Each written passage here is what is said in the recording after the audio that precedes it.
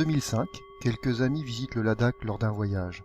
La rencontre d'un jeune Ladakhi, engagé dans le développement de sa région, sera déterminante. Elle conduira l'année suivante à la création de l'association Niamdoudro.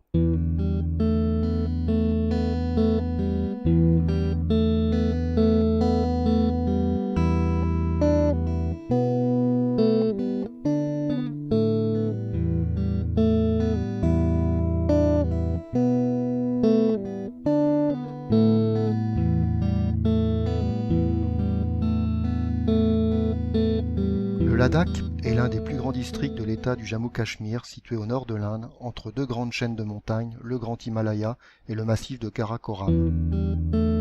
Les précipitations sont rares durant les hivers rigoureux, et la barrière himalayenne arrête les pluies de mousson d'été. Ces conditions font de cette contrée un véritable désert d'altitude. Dans la région, les hauts sommets peuvent culminer à plus de 7500 mètres d'altitude. Et les vallées, qui concentrent les populations, sont généralement à des altitudes supérieures à 3500 mètres. Ces caractéristiques géographiques et les difficultés d'accès ont permis de préserver les us et coutumes ladakhis.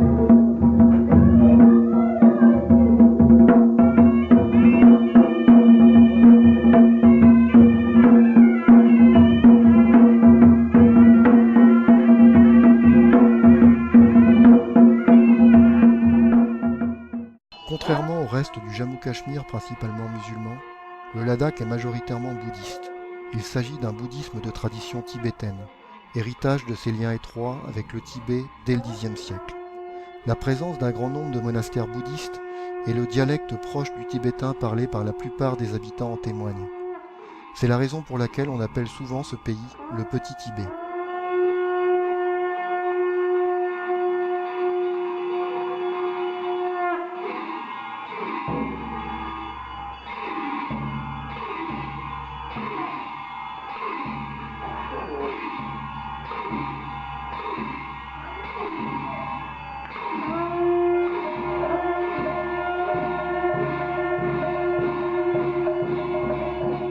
Malgré les conditions difficiles de ces hautes montagnes, le peuple ladakhi a su développer au cours des siècles une économie traditionnelle s'appuyant sur une agriculture de subsistance. Les populations cultivent principalement l'orge, les pois et les navets dans les zones de moyenne altitude. La production n'est possible que pendant les 4 mois d'été, lorsque les glaciers fondent et alimentent les cours d'eau. Les Ladakhis pratiquent aussi l'élevage et possèdent des chèvres, des moutons, des yaks ou encore des dzos, hybrides de la vache et du yak. Ces animaux leur permettent de produire le lait, le beurre, le fromage et la laine.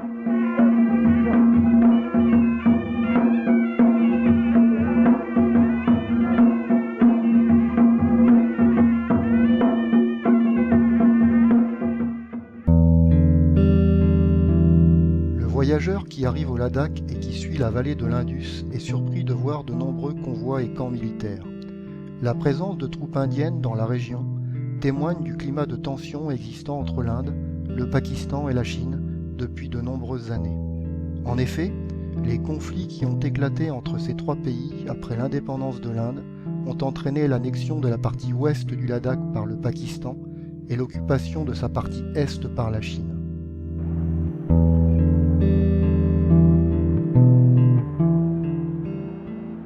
Le déploiement de l'armée indienne dans la région s'est accompagné du développement de l'administration et d'une politique de grands travaux. Le territoire jugé sensible est resté fermé aux étrangers pendant près de 25 ans. Puis, en 1974, le gouvernement indien a décidé d'ouvrir le Ladakh au tourisme, conscient du potentiel qu'il pouvait offrir notamment pour le trekking. La présence des militaires et l'ouverture au monde extérieur sont bénéfiques pour le développement du Ladakh, avec l'apport de ressources financières liées au tourisme, la scolarisation des enfants ou encore l'accès à la santé. Mais ces évolutions bouleversent l'équilibre de la société ladakhi et ses traditions, et elles ont aussi un impact sur l'environnement. Un certain nombre de Ladakhis ont cependant pris conscience de cette situation. Ils ont la volonté de concilier modernité et tradition. Des associations locales se sont alors créées. C'est le cas notamment de la YAFCAD, Young Association for Conservation and Development, de la LVS, Lugnak Voluntary Students, ou encore de l'association Himalayan Social Welfare and Preservation. We support to village people, our village people, Nous aidons nos villageois en fournissant et en installant des panneaux d'information à l'attention des trekkers dans les gîtes d'accueil.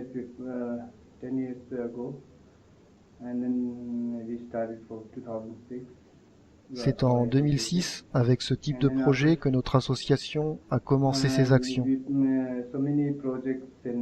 Nous avons mis sur pied plusieurs autres projets par la suite. Certains de nos membres travaillent notamment dans le cadre de projets liés à l'éducation.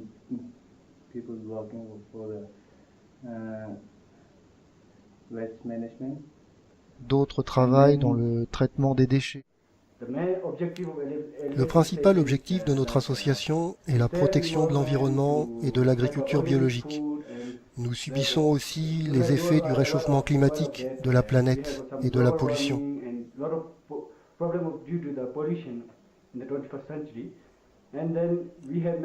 Avec quelques amis, nous avons créé une petite association. Nous agissons dans la vallée du Zanskar et nous apportons notre aide aux habitants.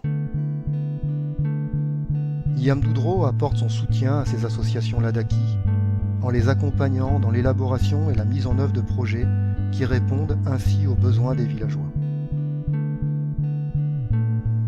Alors, Niamdudro, c'est une petite association en Barroise, dans le département de l'Ain, qui existe depuis 2006, qui est le résultat d'une rencontre d'amis lors d'un premier voyage dans l'Himalaya, au Ladakh plus exactement, et qui ont décidé de monter cette association en vue d'apporter leur aide, leur concours aux habitants donc, du Ladakh, et plus particulièrement des villages dans les vallées profondes himalayennes. C'est une association qui a pour vocation de travailler pour le moment sur l'énergie, l'eau, l'électricité particulièrement, afin de permettre aux habitants de continuer à allier modernité et respect de leur culture et de leur tradition, notamment face à l'arrivée du tourisme de masse. Notre travail s'effectue chaque été. Nous accomplissons une mission estivale de quelques mois et nous le faisons en partenariat avec les associations locales. Alors, associations locales sur chaque vallée, qui sont composées de jeunes qui ont une part importante dans le dispositif économique et politique de leur pays. Ici, beaucoup de parachutes café vendent de l'eau avec des bouteilles en plastique. L'utilisation de ces bouteilles d'eau génère la production de déchets et nous souhaitons empêcher cela. Niamdudro nous aide dans ce domaine. La problématique, c'était cet apport de bouteilles d'eau qui malheureusement n'est pas recyclé. Et on a pu constater des vallées pleines de bouteilles en plastique qui allaient mettre des milliers d'années à être éliminées. On a donc proposé des modèles très très simples de purificateurs d'eau qui sont simples à installer, qui sont simples aussi à pouvoir être contrôlés, entretenus par les villageois que nous formons et qui permettent d'avoir une eau purifiée sur place. Donc purifiés surtout à l'attention des touristes qui, du coup, peuvent acheter sur place de l'eau, ce qui représente donc un double objectif. D'une part, éviter cette pollution occidentale et d'autre part, apporter une économie substantielle aux villageoises qui vont vendre leur eau. Cette eau purifiée est très bonne et se vend très bien dans nos parachutes café.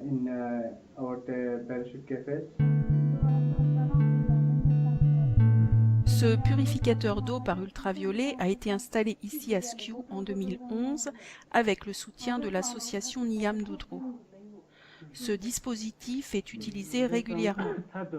Les propriétaires de parachutes café achètent l'eau purifiée que notre Women Group produit avec ce système. Cette eau est vendue aux touristes, ils en sont très satisfaits. Le prix d'un litre d'eau purifiée est de 22 centimes d'euros, soit 7 centimes de moins que l'eau vendue en bouteille plastique. Depuis la mise en place de ce système, beaucoup moins de bouteilles d'eau en plastique sont vendues.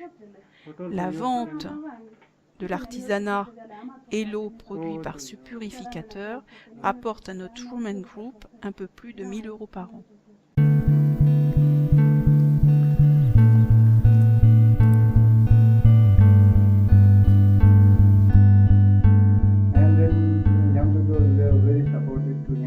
Niam Doudro aide aussi beaucoup notre association pour fournir de l'électricité dans les dispensaires, dans les bâtiments communautaires, dans les écoles, avec la mise en place de panneaux solaires.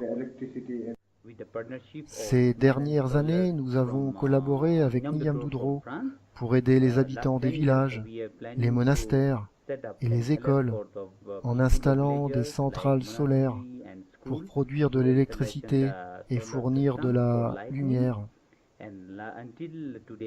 À ce jour, nous avons réalisé 4 installations aux Anscars et avons pour objectif la mise en place de 3 à 4 nouvelles installations l'année prochaine. 9 lampes, d'accord, et une prise. Donc la prise, je m'en chargerai. Les lampes, c'est très simple. Je vous ai fait un petit peu.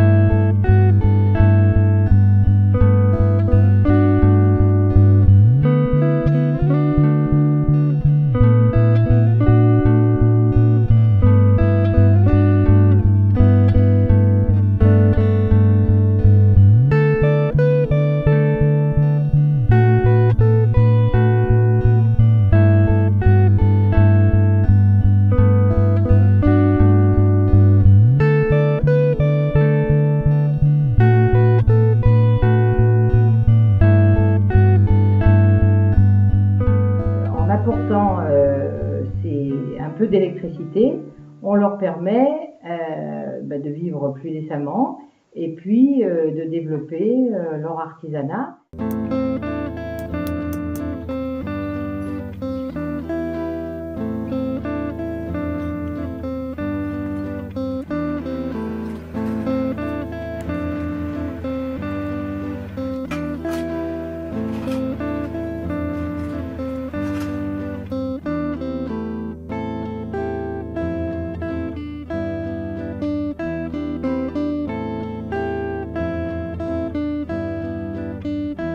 Nous travaillons beaucoup avec les associations françaises d'étudiants, École nationale de géologie à Nancy, École d'ingénieurs à Grenoble, École d'ingénieurs à Bourges, également un autre partenaire, Solidel. Tous ces jeunes sont demandeurs d'une première expérience dans l'économie solidaire, dans la réalisation de projets, et ils nous accompagnent pour accomplir donc nos missions estivales, avec pour leur part 2 objectifs, d'une part lever des fonds et puis accomplir aussi des chantiers tout au long de ces années. Tout ce travail ça s'appuie également avec des donateurs publics mais aussi privés. Donc ici dans le département de l'Ain, nous sommes soutenus par le conseil départemental. Nous avons aussi donc des aides privées qui sont la plupart du temps des aides en nature. Par exemple, des pharmaciens nous ont fourni des médicaments que nous remettons dans les dispensaires. Les opticiens nous ont fourni des lunettes de soleil que nous apportons aux nomades qui sont touchés par des maladies ophtalmiques en raison de la grande luminosité sur les hauts plateaux. Nous avons aussi apporté des vêtements qui nous ont été donnés par Quechua Decathlon, que nous remettons aux nomades.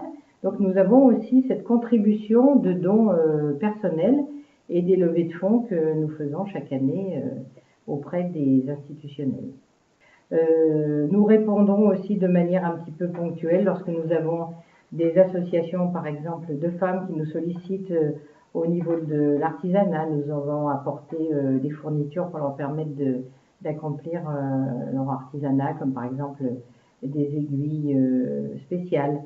Nous avons aussi apporté quelques ordinateurs qui nous ont été donnés par la SNCF pour des écoles. Voilà, chaque fois que nous pouvons apporter des biens en plus, nous le faisons au-delà de nos missions estivales. Notre objectif futur, c'est de continuer à développer tout ce que nous avons fait depuis 10 ans. Nous avons à ce jour apporté notre contribution dans les villages de la Marca, sur le Zanskar, et puis prochainement, nous allons poursuivre sur les hauts plateaux du Changtang, parce qu'il y a aussi des villages qui nous ont sollicités. Voilà, donc il y a beaucoup de travail sur le Ladakh. Ce travail que nous faisons sur le terrain, nous avons aussi à cœur de le retransmettre quand nous sommes revenus en France. Et nous accomplissons en fait deux types d'actions.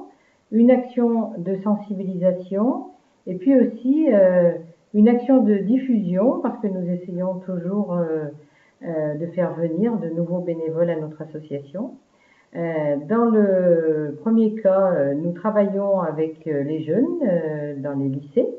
Nous avons fait une action assez importante il y a quelques années au lycée professionnel de Villars-les-Dombes avec des jeunes lycéens qui ont été très intéressés par notre action et qui ont souhaité s'associer à notre travail en collectant auprès des opticiens locaux des lunettes de soleil que nous avons ensuite montées lors de la saison suivante.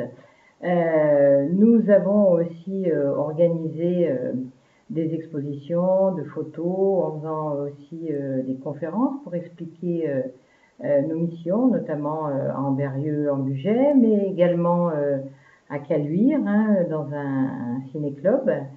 Et puis, nous avons plusieurs années organisé un week-end que nous avons appelé Week-end Himalayen à Ambérieu, en Bugey, en invitant un certain nombre donc, de conférenciers, en projetant des films, en présentant notre travail.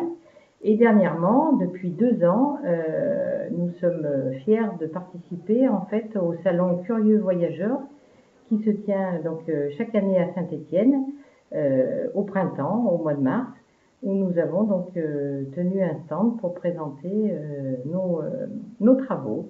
Et nous espérons donc ainsi recruter de nouveaux bénévoles qui nous accompagneront dans nos missions suivantes chaque été. Voilà. Et toutes les personnes qui vont voir cette vidéo sur notre site sont invitées à nous solliciter. Nous aurons à cœur de leur présenter notre travail et les inviter à venir avec nous.